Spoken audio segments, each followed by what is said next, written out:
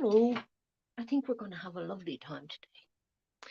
Because how could you not when you're painting flowers? They're not easy. Flowers aren't that easy to paint and draw. And we're doing a mixture of painting and drawing today. And I have a big sketch pad page out because it's I'm hoping to sort of up my skills in drawing flowers today. And over on the community tab, I've uploaded 5 photographs. I took 5 photographs of this floral display that I had going last week now. And flowers don't last forever, do they? But my photos last forever. And you're free to use these photos to work from. Just don't re upload the photos. But if you right click and download the photos, you're free to use the photos to do a painting from if you want. So you can't always get a painting or a drawing done by the time your flowers have started to wilt. And I'm going to show you something about flowers actually that's interesting. Um, you don't necessarily have to miss out on anything if you're going over to the community tab. Just open the tab separately and you can get photos and I'll yak away at you over here. This is for anybody who wants to work along. You're free to just watch what we're doing as well. Show you something interesting about flowers. And this applies to most flowers, but this particular type of flower, if I actually have a beautiful arrangement of them here in front of me, but if I take some of them out, that's quite a different set of colors now. Different bouquet, a different head of hydrangea, but it's gone a different color, you see. It started off nearer when they come out first. They're kind of trying not to drip water on a sheet of paper yet. We might get watercolors out later. But they start out more this kind of color, you see, mauvey purpley colors, blue in there as well. In the very center, there's little blue buttons in this type. They're very beautiful, and they're a four-petaled thing that have a very definite shape on them, so they're really interesting to draw and quite challenging if you wanted to do them at that stage where they'd all change color because there's so much color going on. But at the mid, I'd say when they're in their prime, they go this color, much more purpley, you see, than when they come out first. So if you were going to draw or paint those um, from, putting them in a jar in front of you, you're going to have that challenge where they're going to keep changing color if it takes a few days to work on the thing. And, it can. So this is where photos come in very handy. But you've got to have photos that have the right resolution. And oops, sorry, I'm hitting the camera reaching to get this. And look at, they even go this fantastic jeansy kind of color that has some greens in them. I love these flowers so much. They're so gorgeous, aren't they? And look at all the dark bits. Oops, I have an ant. No, a spider. Get off my table, spider. You must come in with the flowers. We'll wait for him to wander over the table and then we'll try and move. I've had fun with ants during the week as well. Oh, look, here's one that shows the center when it opens. You see, you have to study your flowers when you go to paint them, and that's part of the joy of doing them. The How interesting it is when you study them. Look at the middle of them when they open up. They're like before they open, they're those little buttony, perfectly round little buttons that are very beautiful as well. But when they open, they're like a whole other little flower in the center. And it's such an unexpected color.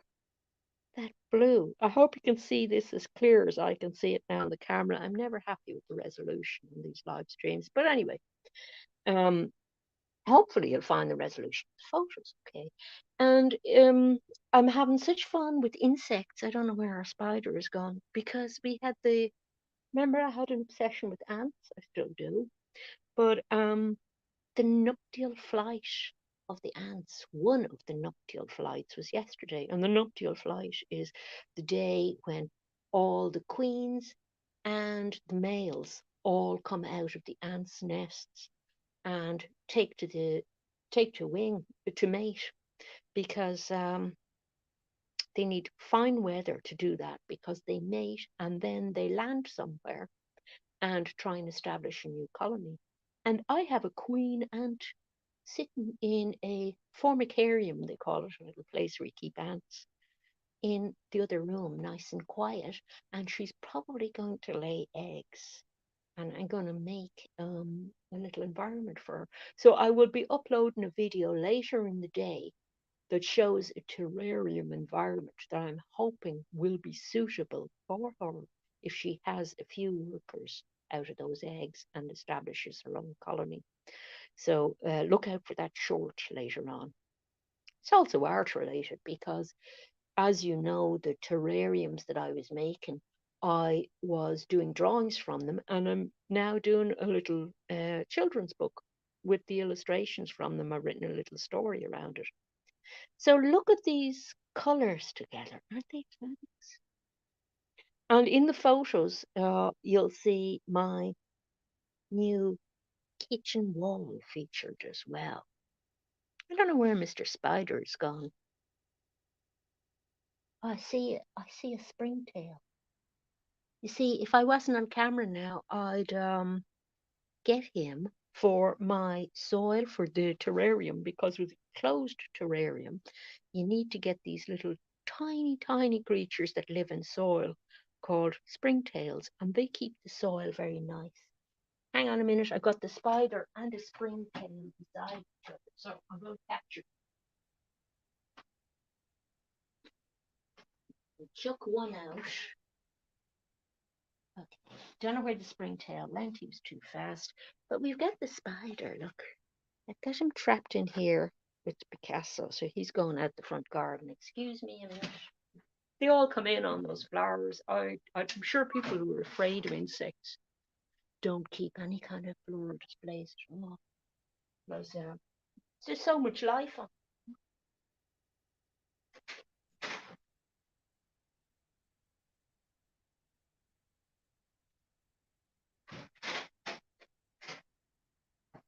And during the summer, there's so much life around the house that I keep that little trap all the time for insects to get them out of the house. Constantly going in and out of the house, putting them in. So I was saying about the wall in the kitchen, and look at that in the photo. Look at the wonderful color. Look at the gray against the orange. And I specifically painted that part of the kitchen wall gray. The rest of the kitchen is a pale cream color.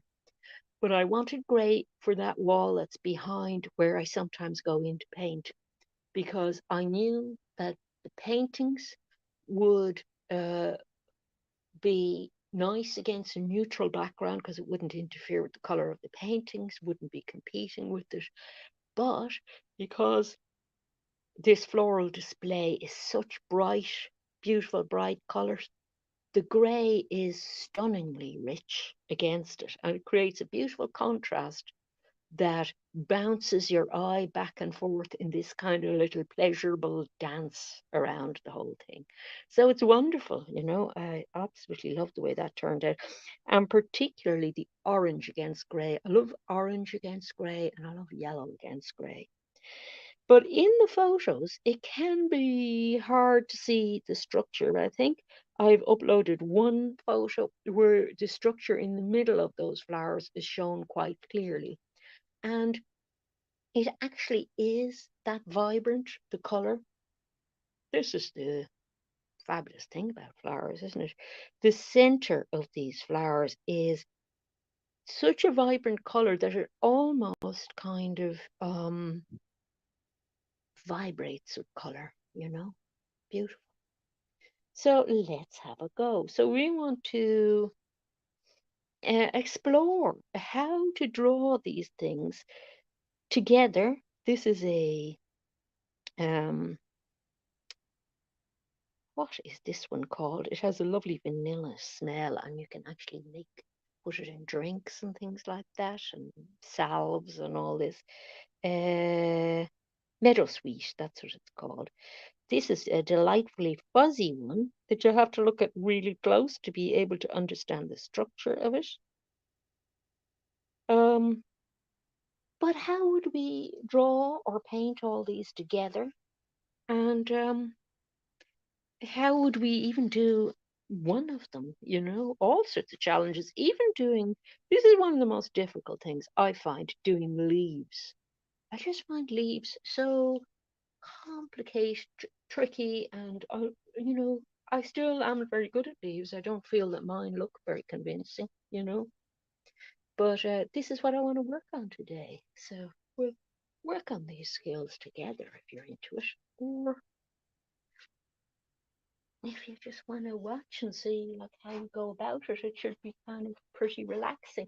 So I have those references, if you like, beside me, but I'm not really going to refer to them because we're looking at this specific photos that I uploaded, and some of the colors and the arrangement of the shapes and everything, oh, look, is going to be a bit different.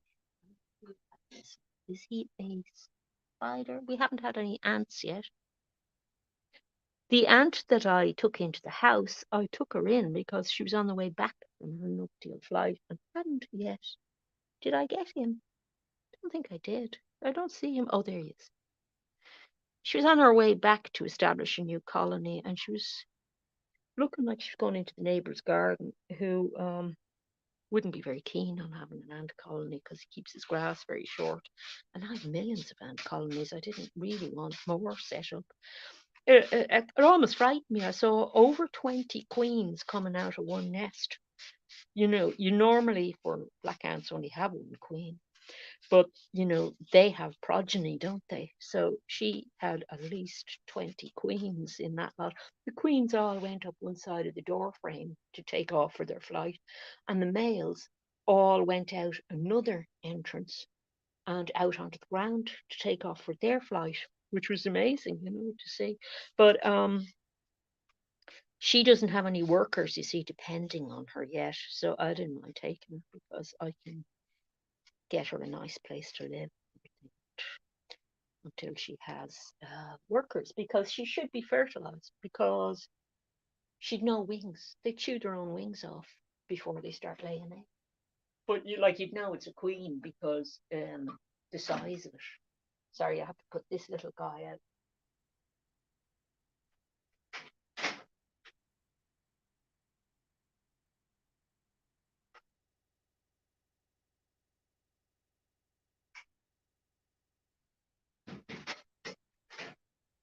He was one of those ones, you wouldn't be sure whether he's gone or not.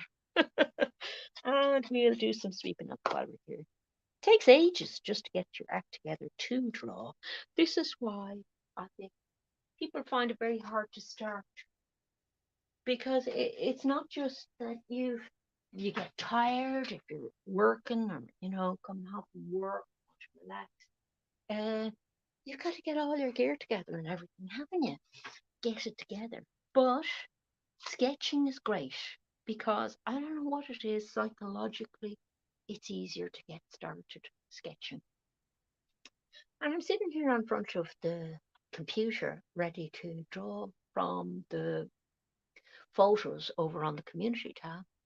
And my live doesn't look live. Hang on the page. I just want to check that I did come live. I did. Okay, grand. So yeah, I have this photo and four others. This is what I'm sort of calling the main photo. Okay, so I have four other photos to work from as well as this. And this photo just sets the scene of what they all look like together. But the way we're working today is an exploratory kind of session. Okay. So what we want to do is we want to find out about the structure of these, and that'll include doing things like zooming in. So this is why I have the photos on my computer screen. I downloaded them from the camera onto my computer, and I can zoom in. So I can zoom in on this bit, and I have other close-up shots of parts of this to enable you to do that easier. But it's probably better to right click on those photos and download them rather than just view them in the community tab, because you mightn't be able to view them big enough. So it's up to you completely. This is just a guide to show you like what it is we're working on if you just dropped in. So there'll be some drawing. I'll be using my pen as well.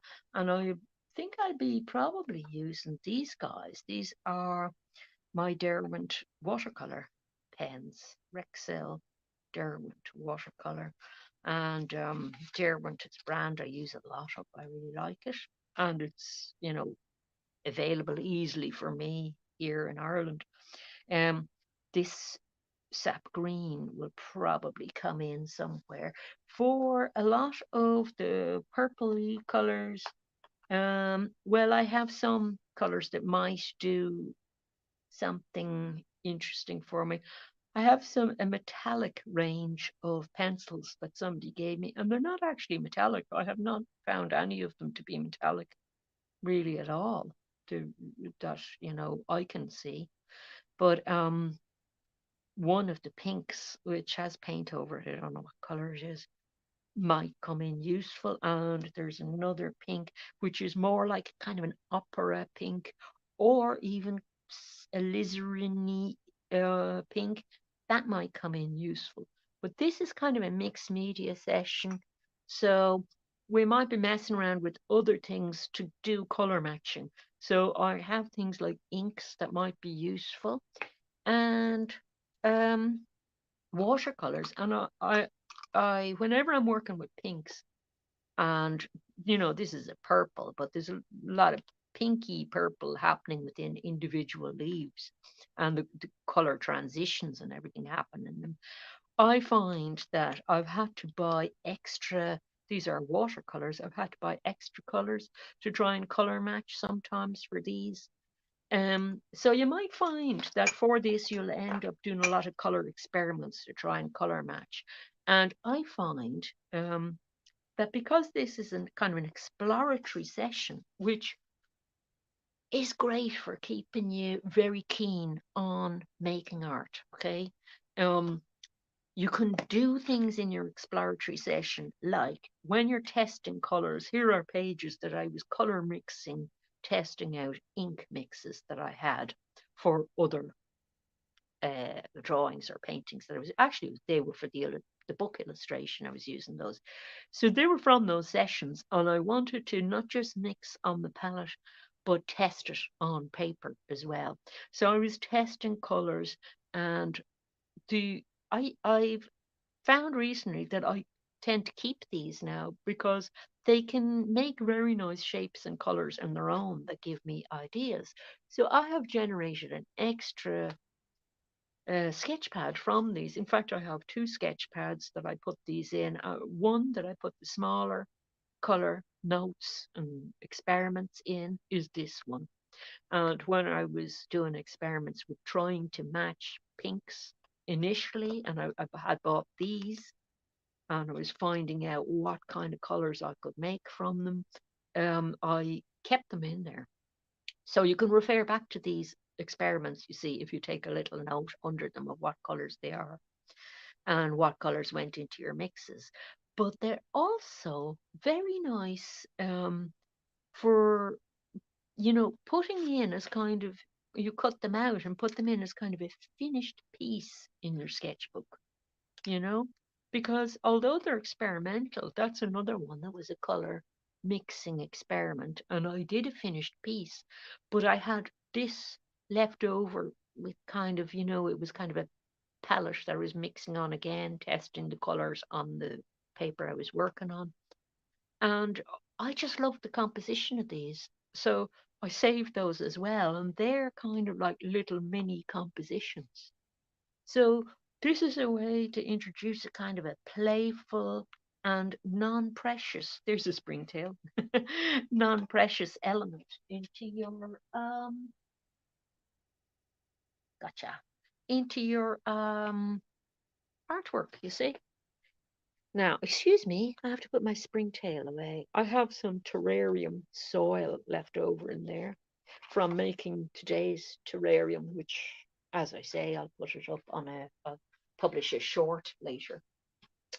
Um, but I'm saving the springtail for going into that terrarium.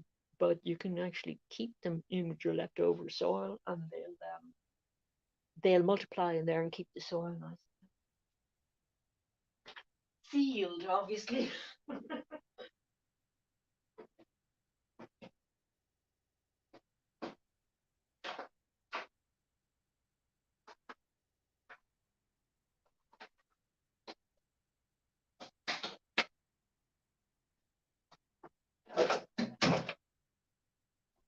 So I do hope that's the last little fella we meet because we might get started.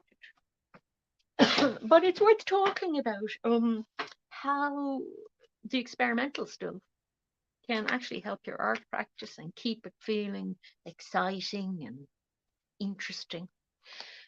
So I'm going to start with sketching.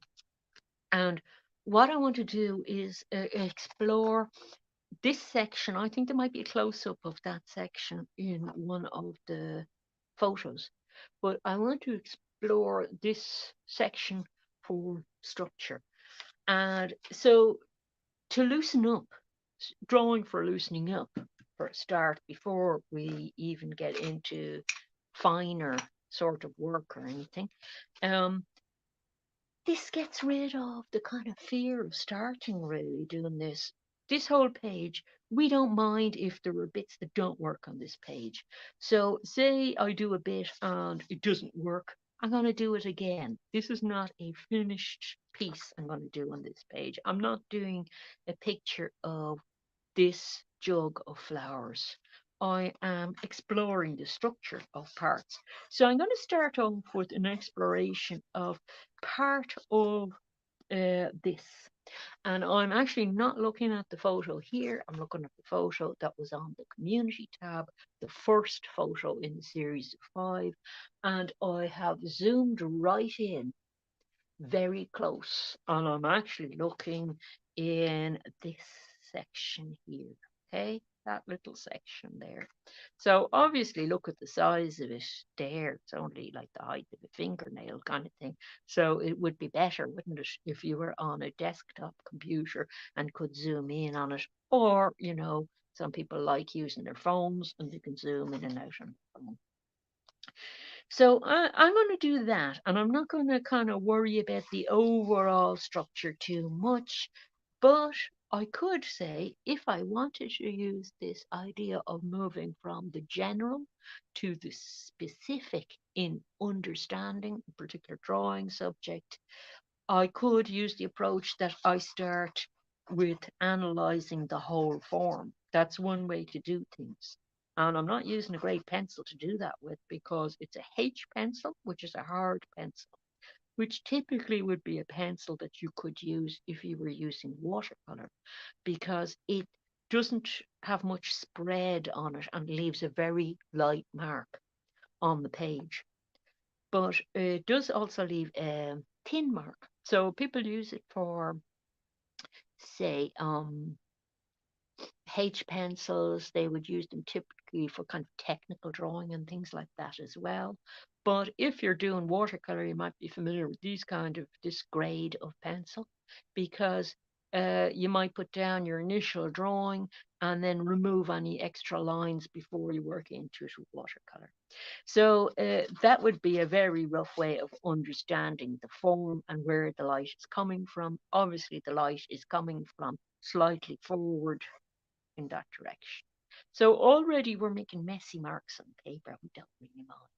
Now I'm going to zoom in a bit further and ignore this bit a bit and just take a little section here in the middle.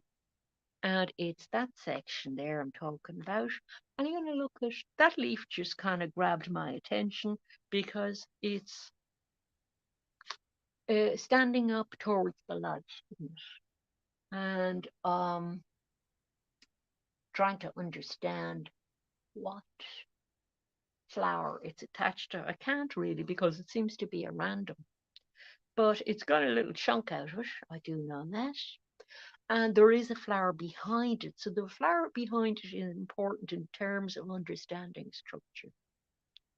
And some of the challenge of flowers is that um, they often don't do what you want them to do in terms of being arranged all neatly. They overlap and are tangly uppy looking sometimes. So I'm drawing this petal as it would appear in whole, but it's actually behind that petal. You see, it's overlapping. And I'm just kind of drawing in the edge of the petal just because it's handy. I'm going to come along it with pen in a minute to make it easier for you. I just want to put in some lines that I can erase first because obviously pen, you have to have decided that's definitely where you want the thing. But I'm aware that you don't necessarily see pencil all that well on the live streams. Okay, so roughly that flower is at that angle, and that leaf might actually be very slightly too big there. So it's actually an easy flower to do if you were doing it head on, wouldn't it be? Because it would be that shape. But you're not going to do, a flower that say goes like this unless you're looking for your picture to look very graphic designy. This is why I'm always drawing distinction between that people don't always understand between fine art and graphic design. Because in illustration or graphic design, um, you can actually make use of patterns to make something attractive rather than trying to get at what's there, if you know what I mean, in a naturalistic way. I suppose that's the difference. One is a naturalistic approach, and the other is a pattern approach. And I have been talking about pattern the last few weeks. Sorry about the clinking. I have a glass straw in a drink here. Okay, so I'll get the pen out the next bit. Okay, so you'll be able, if I can find it. I did take it out and thought I put it on the table. Now, can I find it? I don't want to break out a new pen because I know I have two going at the moment.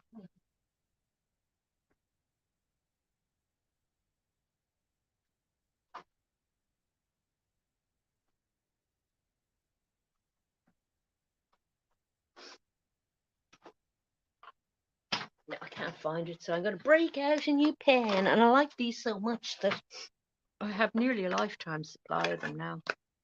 Um, but I'm using a lot of them at the moment because I've decided I want to do more reading, and I'm looking up a lot of ways to get back into reading.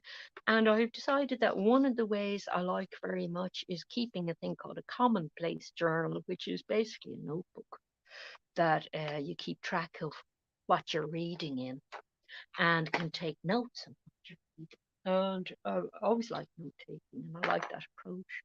So I'm using my pen a lot on that. These kind of pens I love for drawing and note taking.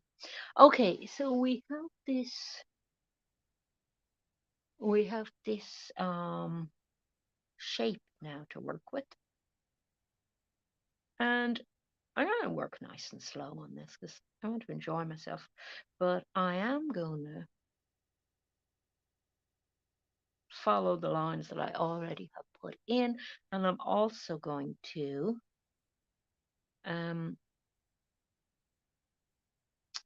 I'm also going to have the overlapping shapes. that are actually there and not really kind of change things. I'm just, because I want to up my skills in drawing these things, I am doing as close an observation as I can. So that will include the way the light is hitting it. And I'm going to do a thing called cross hatching because I'm working with pen. Cross hatching is a good shading solution if you're working with a pen. So if I had been working with a pencil, what I would do would be a bit different, and I'll get a pencil to show you. You know, some of these techniques you're gonna know already. You know, some of them you aren't, but I think it's very good still um, to show you all of them together. Because apart from anything else, it's loosening me up, isn't it? And that's what this page is about. So I have a much softer pencil, and actually this is a 6B, but it's graphite. So had I been doing this in a graphite, let's do it on that one there. I would just do that kind of shading, yeah. But I could come along and do it that one there with one of these things, which is a shading stub. And soften down the thing and blend it outward to get different shapes, then can move back into it. And in fact, I am going to be I should have it within the next week and a half. I'm going to be buying graphite, which is just a form of pencil, really. I'm going to be buying a sort of a powdered graphite that comes in a tin that you can use as a watercolor. I've ordered it and it is due within the next week or so. Um, because I think I have a lot of use for that kind of approach. So this thing of using the pen to do cross hatching is just a solution to basically do that same kind of shading. So with cross hatching, what you do is instead of going over and over like you would with pencil and blending and things like that, you do a series of lines. And then if you've got a darker bit, now I have a darker bit along a sort of a lip here. What you do is you go a different direction with that bit. So the direction doesn't exactly matter. So it, but how dark you want it to be does matter. So you see, I'm going three different directions with that cross hatching there, and that was to get that much darker than that. So obviously, it's a totally different feel to it than this. This you can get a much more naturalistic kind of look, but your brain, you see, does a lot of the work in interpreting things in a drawing anyway, or a painting. So if you give it just enough information, it gives you the rest of the information. So cross hatching works a little bit like that, that it's not really a naturalistic way to do it. The more precise you do your cross hatching, the nearer you can get to it being um, a visual trick that fools the eye, but you actually don't have to do it um, very precisely in order to fool the eye. So you see the way I'm observing the curves in as good a way as I can as well. And it's interesting, you start noticing things about the petals you didn't notice before. I'm enjoying the fact that the petals have little kind of series of tears and curves within them. That's very nice to me. And there's another shape underneath this petal that I think, in fact,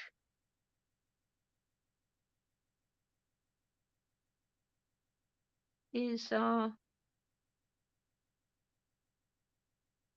is part of the same petal, which I haven't thought before. And there's curving upward in space of this petal. So we're going to get our cross hatching out again from that. So I would say that you working with pen would like this might be a step up in difficulty from pencil. If you wanted to keep it like handy for yourself, maybe do pencil first. But I find that in pencil, I actually use kind of the same technique. I don't use that blendy technique all that much. So basically, it's the same technique. The thing with this, you can go back and do this kind of rub out thing, so you can see where you're going better. But we're kind of working a bit fluidly here. So each time you stop to deal with something like that, you're slowing down your whole process. And I do only have an hour here. But if you get lost in what you're doing, when you think about it, it doesn't matter how long you're going to take on one leaf or one bit of a drawing, as long as you're having fun doing it and you have actually improved your observational skills a little bit by the time you finished, you see. And this looking very closely does help with observational skills. Obviously I might want to get a bit more than just a few leaves done today because I want to um, work on a few different skills that I might not get out of such an up close thing. But at the same time, I don't want to rush through it because you got to have the enjoyment of doing the thing and get really into doing it because it means that every session that you do, then, if you have really gotten into the last session and really enjoyed it, well, you'll be really looking forward to the next session, won't you? And you'll just think, oh, it's so exciting doing this. And I get so focused, and an hour just lashed by. That's how you know you're enjoying it when the time seems to really lash by. So you see how the cross hatching thing works there. And I am paying attention to where the darkest areas are going on as well, so that I can get my range of values. And with that cross hatching, your range of values, if you like, if you were going to grade them, could be shown like this. One set of lines for the lightest tone, and even you could even go lighter than that, you see, by having the lines further apart. That's very lightweight. So I've got another line across, but it makes it darker. And see the way I'm loosening up a bit now? It actually starts looking better, I think, as you get looser. There's a darker one again. And you see the way there's watercolor going on behind that, or ink or something, I forget which it was. What's that, 3? Um, Cross hatching is a lovely way to draw with a pen and ink wash, because you do your drawing and then you come in and put a wash over it. So we might do that with this actually, just to show you what that's about. I just want to get a tiny little bit more done before we. Okay, so I'm doing another little flower here, and you can see I've started loosening up a little bit here. I find as I loosen up, I tend to naturally start working a little bit faster. Not everybody does, but I tend, because it's kind of flowing a little bit more, the thing I'm doing. Of course, one minute I start talking about it like this, it goes. It's all very magical, the working process, and can be disrupted by even thinking about it. Even thinking about what you're doing, and you start falling apart a bit. Okay, so back to that original petal we started with. So when I was doing those petals, I was comparing sizes of other petals and shapes of other petals in relation to each other. And I was using the, what you call the negative spaces in between there, spaces with, like, technically speaking, nothing in them. Those black spaces there would be negative spaces. But I'm using the shape of those spaces to help me create the shape of the leaves, because they're easy to navigate by, you see. So will we do a little bit of, we've got our cross hatching thing going, but we might do a little bit of a tonal thing. Okay. Now, if I'd had the tin of graphite watercolor um, had arrived by now, I could have done it in that and it would have been very handy, but I don't have it. So I could do it. I have a variety of things I could do it in, and I might just stick to watercolor. I'm never as happy with my watercolor black as I am with other things I use black in. I could use sumi style paint in the form of um, what do you call it? India ink, which is really nice to paint with. I also have a black that's a watercolor ink. I don't like that as much. But this is just a black watercolor, and it is ivory black, because I'm keeping with the tonal thing. My favorite thing to do tonal stuff with at the moment is a sepia colored ink, which mixes really nicely with watercolors to get lovely in betweeny colors. But um, I want this just grays for the sake of our purposes, our initial purpose. Our purpose might change, you see. So I'm gonna get a piece of mixing paper for this. Now, they're offcuts basically from other things I was working on. But as well as working on a palette of some sort, I think it's nice to get the tone you want on paper. So this happens to be the same sort of paper I was working on anyway. And you can do things like getting rid of your pencil marks if you want. Depends on how fussy you want to be with things, you know. I'm in a kind of a fussy mood today, though, I have to admit, because I'm taking my time doing things. So, this leaf here is petal, I should call it, is mostly a mid-tone. So I'm going to bring that up to a mid-tone, and I'm going to leave it a little bit highlighty along the edge. And working with kind of a watercolor technique, yeah. So get a bit darker in there. But that kind of watercolor technique, it's a quick way of getting from A to B. So if you're wanting to get all the shadows established fairly quickly and you're not wanting to do the whole thing in a crosshatchy way, this pen and ink way is very nice. And of course, with the watercolor, you can go darker if you want.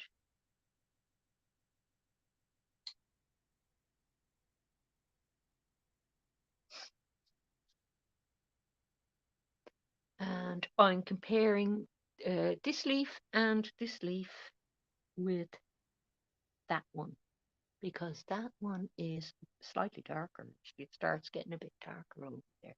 So again,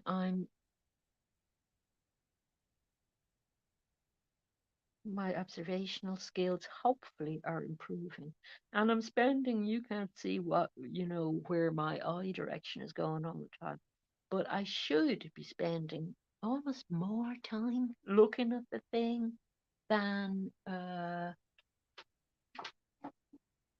than drawing or painting it, because it's observational skills we're working on. Yeah. And I'm just going to put down a bit of water first, and then now obviously we're missing out a lot of the beautiful colour and everything doing this, but we're going to do the same again, but with colour, because now we've got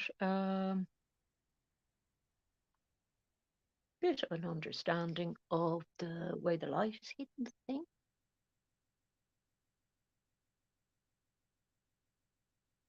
Of at least one part of the plant. And you'll find that understanding the structure of even one part of a thing is so helpful for the rest, because you get quicker at drawing the rest in a very efficient way quickly. Um, if you zoom in on one area like this first and do a detailed observational drawing. So that's what we're doing here, detailed observational drawing. And I'm going to try and get time to do more, but I won't, like in an hour I won't. But what you would do is you come along and you do, well, I might try and do it for the next one actually. I still have 10 minutes. You come along and you try and do one that has more going on in it. Um, but because you've understood one section very well, it makes the zooming out slightly thing, in theory, a bit easier. So we can see how some of the flowers are going to be projecting out into the light like that. And if we could understand that in terms of color, that would be lovely. So the thing is, with the detailed one, you have to do enough in the detail drawing for it to make sense to the overall thing. So this is why I'm sort of making this come out a little bit bigger for you to just see. So far it's just tone, right? We're only working with tones. We haven't gone near color at all.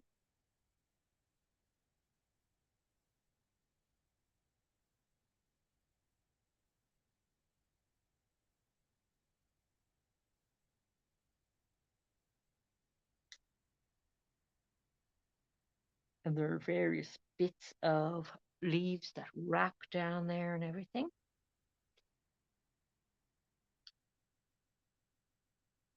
And areas of darkness. So we're going to have a look at color, but we're not going to sort of continue to add it into this drawing, because I want to emphasize the fact that this is a sketchbook page that you're practicing skills on. So the next skill that we're practicing is the color skill. So if we for example take that section again, and we should be better at doing that section now because we understand the color better, don't we? So we're doing a color study of the same section, which we now understand well enough to be able to draw it a bit quicker, basically. And we're going to try and do some color matching on it.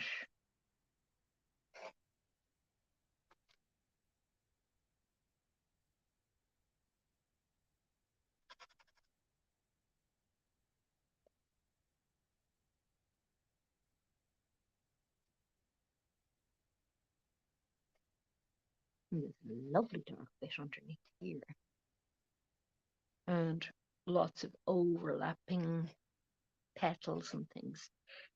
We are going to try and make time for some of the other floral shapes going on as well. But this bit is going to be about the color, right? So we're going to try and do things with the color. Experimental things, but so we get a new strip of paper for this. For our color messing, and I have that metallic color out. And that's not bad, is it? But we do need some bluishness going on. So I might get out my watercolor. This is actually a little travel watercolor thing. So you see how I didn't have to stick with that one thing and keep developing it like I'm moving towards a finished painting. This is not about doing a finished painting. This is about um, working on your skills. So working on your color matching skills now. So I like this a lot. Look, this was a watercolor and the blue was a cerulean. So cerulean blue and whatever kind of pink that metallic Derwent watercolor pen was. So you have a choice. You can work with watercolor pencils straight onto the thing, or now the whole thing here is very pale, but and we can do that. We can generalize. But watercolor isn't my favorite medium, but I'm working with it a lot more recently. For some reason, I'm really enjoying it recently. Okay, so in the center of that, now the center of these, I know these are bluer, the center of them, but in the photo, that one isn't. So that's just the same blue as the rest of it. However, um, with this color going on, we can go a bit darker on that and the blue, but we can also, and I might get my inks out for this because it's a deader kind of a color I'm looking for. This is my brown that I said I like to mix some things with. And part of the reason for doing this is to show you this ink. Because I'm enjoying my watercolors since I started mixing them with things. So have a look at this and see what you think. I'm going to do an extra thing with the blue. I'm going to use a different blue and go down darker with that. And in fact, I want a little bit more purple going on in it. Where did I put my purple? I don't know where I put it. I'm always doing this. Oh, it's in my handbook. Here.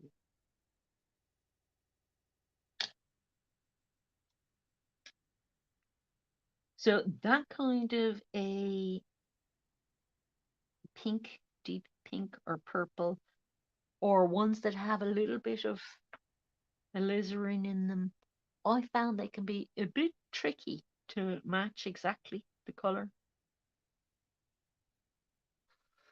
So I don't necessarily want that going out that far, but I can work back in if I want with this guy. So a bud will help you pick up things. I don't know what that was. And then same in here. But you see the way the thing I was mixing on is also lovely. So, and I'm so keeping these and I'm so keeping them in a sketchbook. Now, I want to get in there with the black again, but the black on its own isn't doing it for me. So I want a deep purple in with that. And my other options are I have purples here. I have a mauve, which is a fairly cool purple. I could have put that in my watercolor pad, but I'm going to mix a little bit of that in the black. And these Cotman paints seem to have a lot of honey in them as a binder. And I really like that because you get this kind of lovely dragginess in the paint. Look at that. Isn't that lovely? So you see the spontaneity going on in this testing palette bit. Part of the keeping this testing palette is to remind myself that I like that spontaneity and that I would like to have some of that spontaneity in um, my other work. But it can be difficult when you're trying to do observational stuff. It can be a challenge to do that. So, there's a trade-off there between trying to get the thing looking right and trying to observe it, the details correctly. So I'm going to try instead of the pencil I was using, which I like a lot. I like it for color matching. I'm going to try that color, which was a mauve, cotton mauve, and see if that gives me the pale version I want. That's not bad, actually. And you can layer one over the other. It's kind of better to wait till it's dry watercolor, but it'll layer nicely enough. Um, and the thing with these leaves is because the colors modulate quite a lot, it's nice to have a couple of colors that you're working with. So, for example, up on the top of that leaf, it's pinker towards the edges and then moves in towards a bluer. So, if I started off with the watercolor being very thin wash, I can then keep working to bring down the color further. Trying to avoid this edge here because I want that to dry. I don't work on watercolors on camera all that often for some of that reason.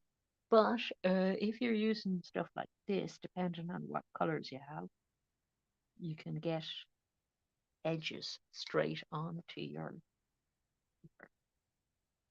And that's not quite the color I want. I would need to add a brown to that to be happy with it. Here's my brown. So you see how you can build up with watercolor to what you want. So I'm going back to the paler blue here, and I'll move on to the other. I mean, I would like to spend a lot longer on that, but because I'm only here for an hour, I won't. But I'll tell you, I'll do the usual thing. When I have this sketchpad page filled up, I'll post it to the community tab. And so if you arrive late and you're wanting to work along with this video, it won't be the last post on the page. It'll be the post before that, if you get me. So you'll have to scroll down to get to your photos if you want to use the photos. So that's this. Watercolor, obviously, you're going to have to wait for bits to dry before you keep working on it. But you see, you could be working across quite happily. However, I do have nice color notes there about the color. So let's look at other colors and shapes in this. And of course, the one that's really striking, isn't it, is this fabulous orange thing.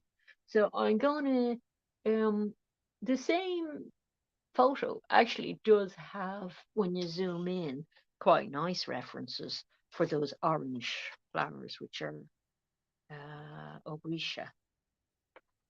So the way you can see already the way the page is going, that I don't mind where things are on the page. I'm not being hugely precious about the whole thing. And I'm getting a sap, will I get a sap green or not? An olive green. I'll get an olive green watercolor brush out to start this next bit. I know I'm going 1 minute over. Uh, I do want to get to a certain stage on this page. To actually have done something on each of the types of flowers before I call it a day. And as I say, I will continue to work on this page and show you. So I'm going to do a little bit on these orange flowers. And of course, they come on a big long stem, don't they? So I'm holding my little finger down on the page and taking that for a walk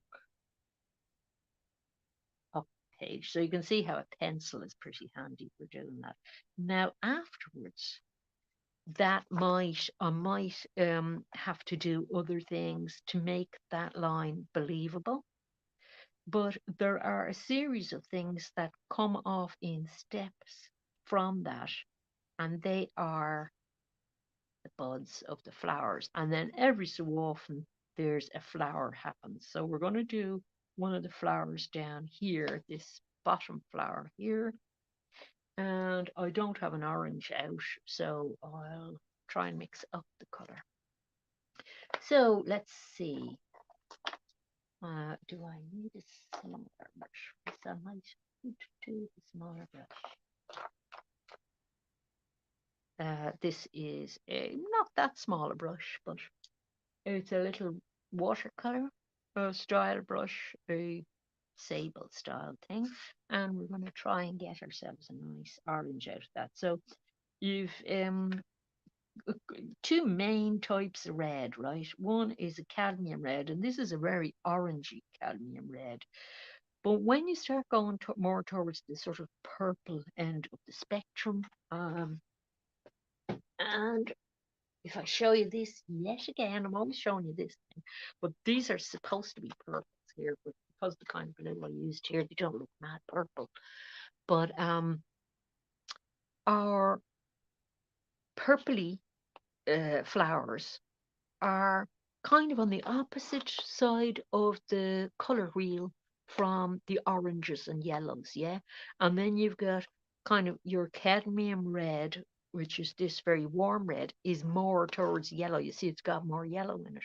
Whereas a cooler red and a alizarin crimson would have a lot more blue in it. So that's why that orange and purple look fabulous together, because they're sitting on opposite sides of your color spectrum. So your eye gets a big treat when it sees things on opposite sides of the spectrum. It's sort of, I don't know, it's like a party for your eyes. They just, your eyes enjoy that kind of thing.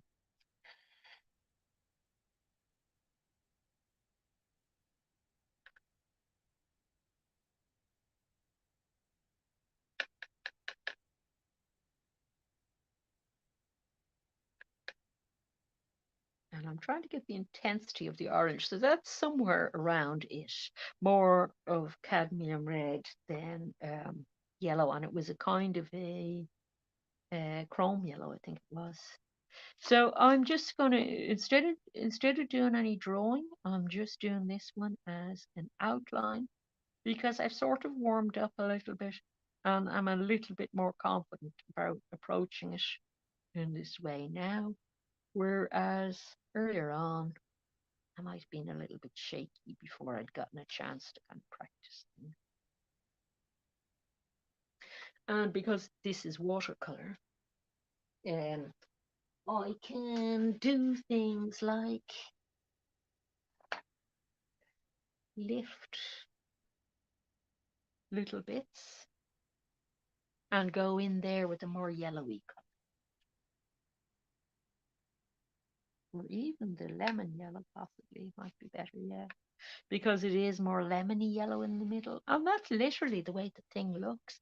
So if I had, which I don't think I do, if I had a thin pencil in the right color, I would be able to draw my little lines in that perfectly.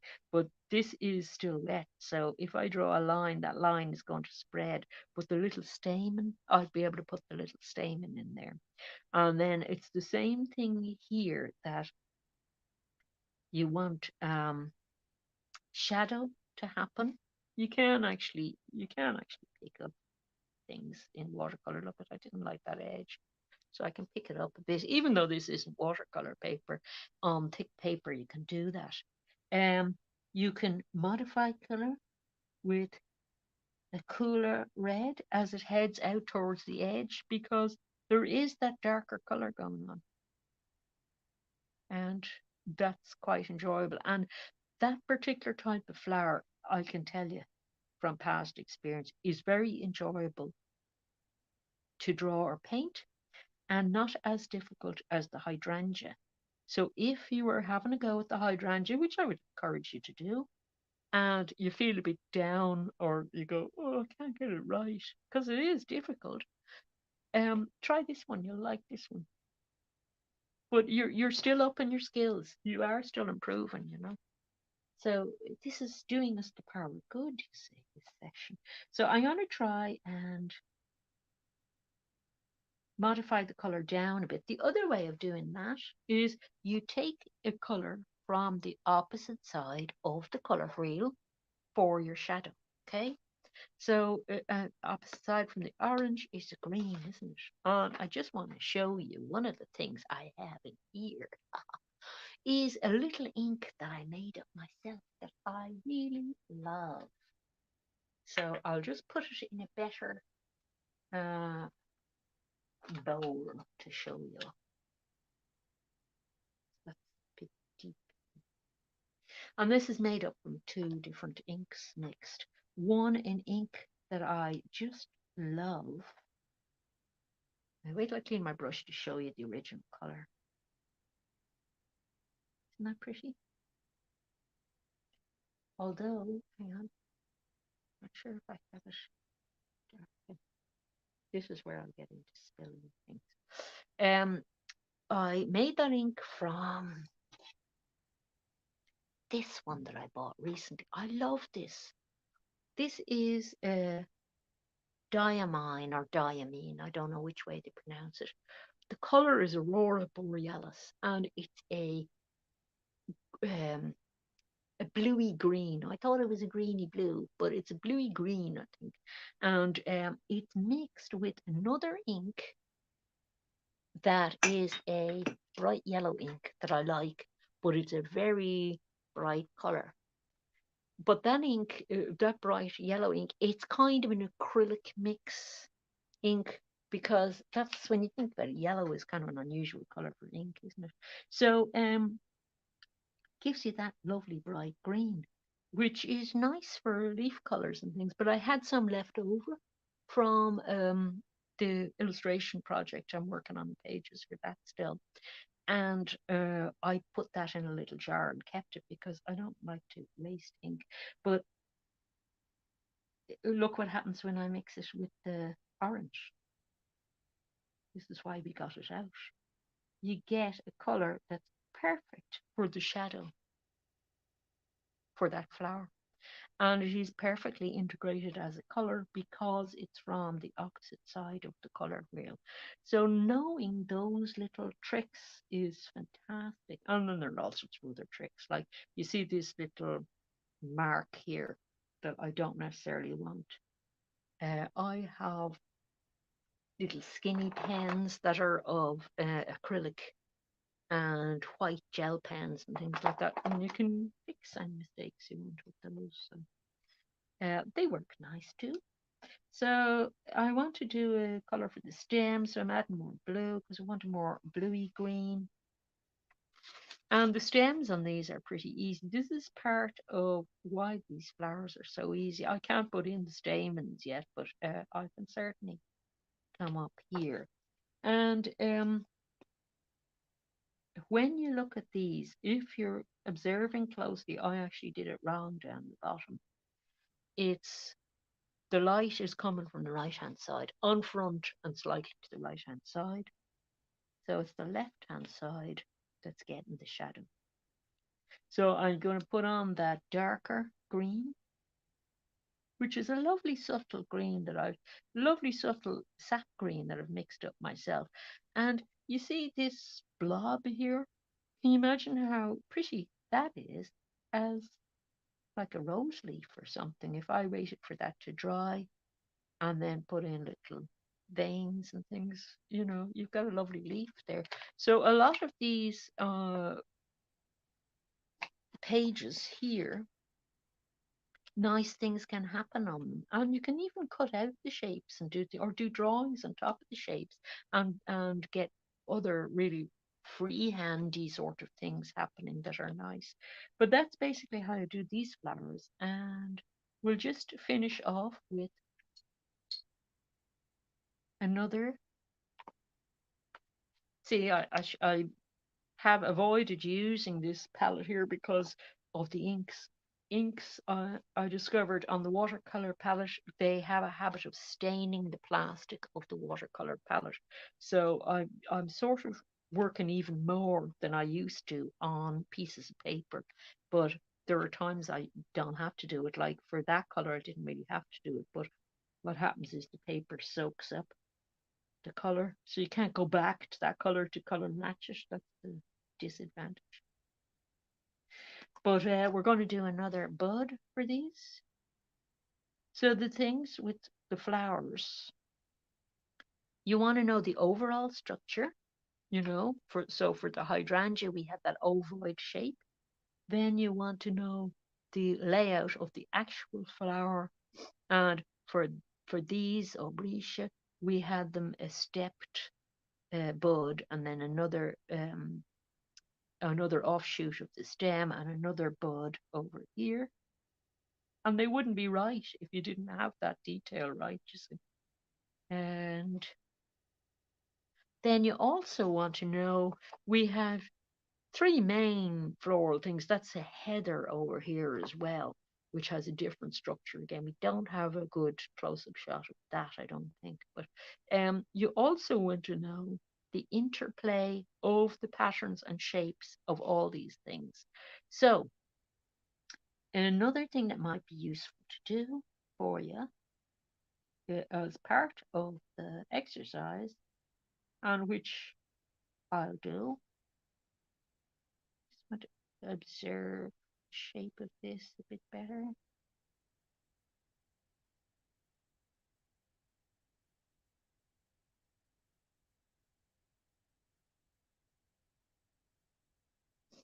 And pick up a little bit in the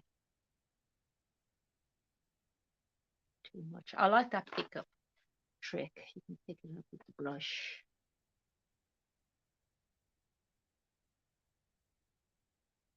As long as you don't mess it around too much. I don't think watercolor like to be messed around too much.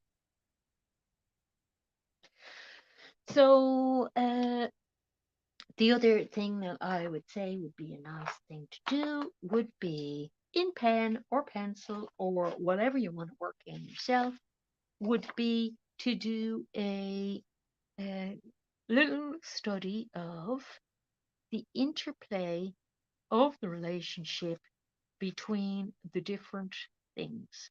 So, for example, say this here is my hydrangea,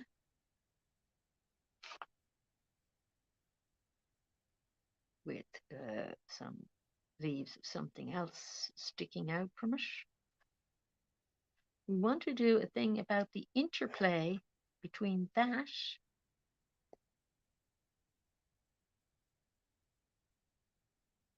and those. So you see the way I'm getting a great opportunity to keep sketching the same things. And every time I'm sketching, I'm getting to concentrate on a slightly different aspect of it. So this is why it's lovely to do this every once in a while, to say to yourself, I'm going to get a sketchbook page, a nice big sketchbook page or a big sheet of paper, and I'm going to explore this thing, whatever the subject is that is exciting to you. You say to yourself, I'm going to explore it, and you don't get stuck in that trap of just trying to make a finished painting or drawing out of the thing. So this one here, I know that what I'm doing in this particular drawing is I'm trying to explore the patterns and interplay of shapes in that um, that that flower compared to that flower. And in fact, if I brought in the other flower, which is the meadowsweet, and this is starting to intersect with the other drawing, and I might kind of know what I'm doing. Because it's not going to be a finished piece that has to be perfect. It can be just interesting in its own right what it's doing. I'm going to come over here and have a look at the fuzzy one in relation to it. So I'm still doing things, hopefully in more or less the right place. That's a little bit closer over here than it is in the actual um, original photo. But the rhythm and pattern of them, I'm having a look at that, which I didn't really in the other ones. I had a look at kind of rhythm of really close up detail or something. Then I had a look at um, color. Then I had a look at structure of one particular thing. Now I'm having a look at um, the whole thing. And, when you look at the page, you say, well, that's not a finished picture. No, it isn't. It's not for that at all. It's not about that. It's about learning. So you see the difference. And I'm just banging on about it because a lot of people don't use this at all. And certainly on YouTube, you don't see a lot of it because people like to see a drawing develop from its start to being a finished piece. And um, you would think that nobody did this kind of work, but of course, if you're an artist, you're doing this kind of work to learn all the time. And the sketchbook pages that come out of it can look really exciting and interesting and wonderful. And it frees you up marvelously because you're not saying, oh my goodness, if I mess up this one bit, the whole thing is wrecked. It's not, you see, because you're doing a variety of different things on the page, and it's incredibly exciting to do so. So there you are. You see, we've got all the fuzzy wuzzy thing, and then beside it, we've got this kind of curvy, spiky thing. And then over here, we've got a lovely, sort of delicious mix of curvy bits. And every time we're working on something, this one is a little bit more flowy than the close, detailed observational one. But every time we're starting a new bit on the page, we're getting something different going on that's very interesting. Like, I like this, what's going on here. It's very fluid and loose, but it does explain something about the structure that this one over here doesn't explain. And this one over here, the first one I did, explained something about the structure that this one didn't explain. So you can see how, if you were working on sketchbook pages like this for your subjects, that when you did come to do a finished painting, which attempted to bring in all these very complex elements, like several different types of flowers all together, that that page would be invaluable for understanding how to go about it and taking some of the fear out of doing it, and replacing the fear of how the heck do I do that with the knowledge of the structure of that thing, because you've really studied it, and it's done it in a very, very enjoyable way. And maybe I didn't get as much done in the hour as I wanted to, but I'll keep working away on it for another hour or two. And and then when I'm finished, I'll stick it up on the community tab and you can see how my sketchbook page turned out. And it's an exercise you might like to try it and have a go with. And you might have different media that you're working with. You can work really with any sort of medium doing this, but the main things you'll notice that I explored in this were the form, the shapes, that is, of things, the way the light was hitting it, and the color and the structure of the things, and the interplay of the things with each other, how they related to each other. So I didn't really explore the composition at all, but I did give you photos. I did give you the first photo in the series of 5 over in the community tab, would give you a basic compositional structure if at the end of this you did want to have a go at a painting of those flowers. And you can see why I used photos instead of actual flowers, because we wanted to spend a lot of time getting to know the flowers before ever even thinking of painting them. I'm probably not going to do a painting of these myself. I mean, I would if people particularly wanted to work through a painting with me on these. I would don't mind doing a demo painting. But I'm happy just to work at sketchbook pages of these because I have other landscape things I want to work on. So look out for that little short video upload later in the day, and I will see you next week. I might have a video for you next week. If that graphite tin arrives, I'm definitely going to do a video on that because I'm very curious about that. And I want to get some liquid charcoal as well. I'm very curious about that. So they are sort of on the cusp between drawing and painting materials.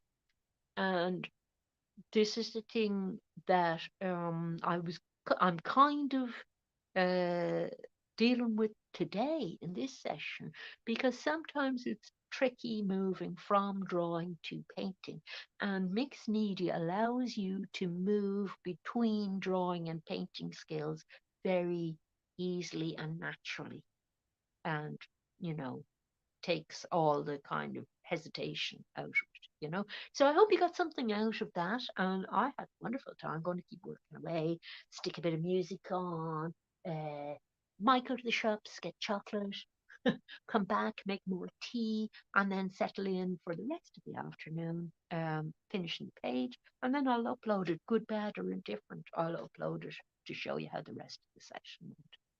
So enjoy your weekend because it's Friday today, whether you're working or not. Try and enjoy whatever you're doing, and hopefully you get time to do something creative or watch something creative or think about something creative. And I'll see you again soon. Okay. Thanks for tuning in. Bye.